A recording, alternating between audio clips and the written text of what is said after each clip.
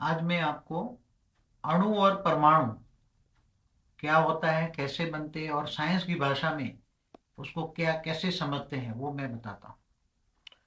अणु के कई अरब भाग में परमाणु होते हैं और साइंस उसको एटम कहता है। तो एटम इतना अति सूक्ष्म होता है, अति सूक्ष्म होता है कि एक फुल स्टॉप के अंदर 1 अरब एटम होते हैं। एटम कैसे बनता है? जैसे हमारा एक शरीर का एक एटम लो, हमारा कई अरबों एटम से शरीर बनता है। हमारा शरीर की जो रचना साइंस वालों ने जो बताई है, तो साइंस के आधार से हमारा शरीर कई अरबों एटम से बना है, जिनको परमाणु भी कहते हैं। तो हमारा एक परमाणु, हमारा शरीर का एक परमाणु कैसे बना हुआ होता है? अगर शास्त्रों के हिसाब से देखो तो हमारा स्थूल अणु के अंदर सूक्ष्म अणु है, सूक्ष्म अणु के अंदर वायु तत्व का अणु है, वायु तत्व के अणु के अंदर आकाश तत्व का अणु है, आकाश तत्व के अंदर परम तत्व का अणु है। तो ये साइंस जैसे हाइड्रोजन को हीलियम में परिवर्तन करके अग्नि तत्व करना चाहती है, ऐसी तरह एक एटॉम को प्रकाश की गति से स्पीड में बढ़ा के उसको एटम को एनर्जी में क्रिएट करना चाहता है। तो हमारी बॉडी के अंदर एक एक सेल के अंदर कितनी पावर भरी हुई है। तो हमारा शरीर कैसे चलता है, एक अणु कैसे काम करता है, एक अणु के अंदर भी रिकॉर्डिंग पड़ा है। एक स्थूल अणु देखो, एक अणु के अंदर स्थूल अणु जल और पृथ्वी तत्व है, उसके अंदर वायु तत्व है, वायु तत्व के अंदर आकाश तत्व है, आकाश तत्व के अंदर परम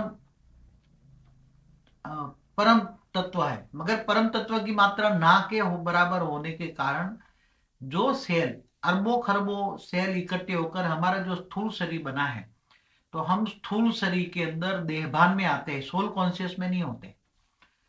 तो हमारी नेगेटिव वायुमंडल की इफेक्ट हमारा वायुमय जो सेल है स्थूल शरीर के अंदर, वायुमय सेल के अंदर इफेक्ट करती है।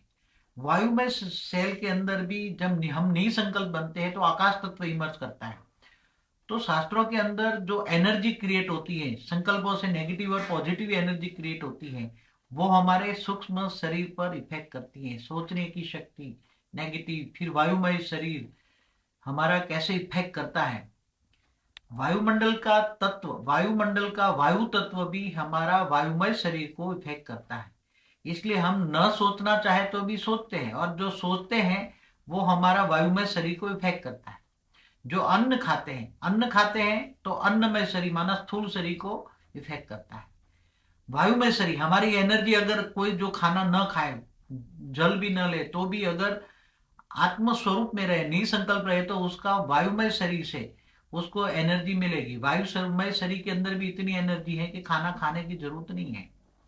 मगर वायुमय शरीर की एनर्जी कैसे क्रिएट होती है? मनोमय शरीर आकाश तत्व कैसे क्रिएट होता है? निसंकल्प होने से हमारे आकाश तत्व शरीर के अंदर क्रिएट होता है। वो सेल, आकाश तत्व का सेल काम करता है, और आकाश तत्व का सेल काम करने से आकाश तत्व से अंदर से वायु, निसंकल्प होने से वायुमय शरीर के अंदर जो एनर्जी है वो हमारी बॉडी को एनर्जी जो चाहिए वो मिल जाती है, इसलिए खाने की जरूरत नहीं पड़ती। तो एक सेल के अंदर, हमारा जो एक सेल है उसके अंदर बहुत कुछ रिकॉर्डिंग पड़ा है। सूक्ष्म शरीर के अंदर, कारण शरीर के अंदर, महाकारण शरीर के अंदर। तो महाकारण शरीर है वो परम तत्व का है, कारण शरीर है वो आकाश तत्व का है। तो हमारा आत्मा का हर कर्म भी का, कारण शरीर के अंदर माना कारण शरीर माना आकाश तत्व में रिकॉर्डिंग है। तो हमें कर्म, नेगेटिव कर्म भी कौन कराता है? हमारे हर सेल में जो नेगेटिव रिकॉर्डिंग पड़ा हुआ है, जो कर्म की फिलोसॉफी है कर्म, वो हमें वायु तत्व इमर्ज कराता है, और वायु तत्व इमर्ज करा के हमें कर्म कराता है। हमें कौन सोचने पर मजबूर भी कौन करता है? हमें सोचना नहीं है तो भी, आप सोचना नहीं चाहते हो, थॉट नहीं करना चाहते हो, तो भी आपको कौन सोचने पर मजबूर करता है? वायुमंडल के अंदर जो नेगेटिविटी पड़ी है, कई अरबों खरबों प्रकार के वायु के अंदर रिकॉर्डिंग पड़ा है, वो हमारे वायु तत्व के सेल को चार्ज करते हैं। और वायु तत्व का सेल चार्ज होकर जो वायुमंडल इफेक्ट करता है वो हमें सोचने पर मजबूर करता है।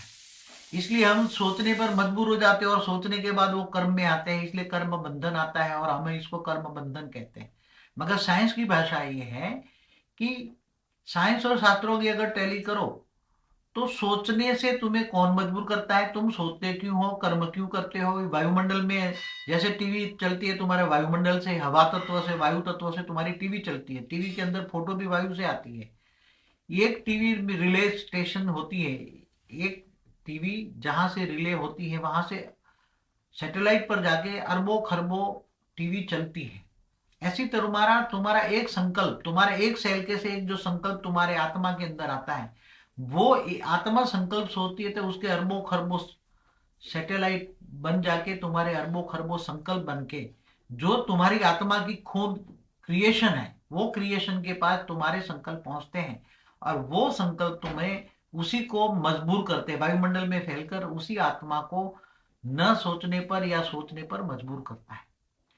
तो थॉट हमारे सेल में रिकॉर्डिंग भी है, वायुमंडल में भी थॉट्स है, हर जगह पे थॉट्स पड़े हैं, कई लाखों अरब खरब साल के भी रिकॉर्डिंग वायु तत्व में रिकॉर्डिंग पड़े हैं, वो हमें वायु तत्व में मजबूर करते हैं।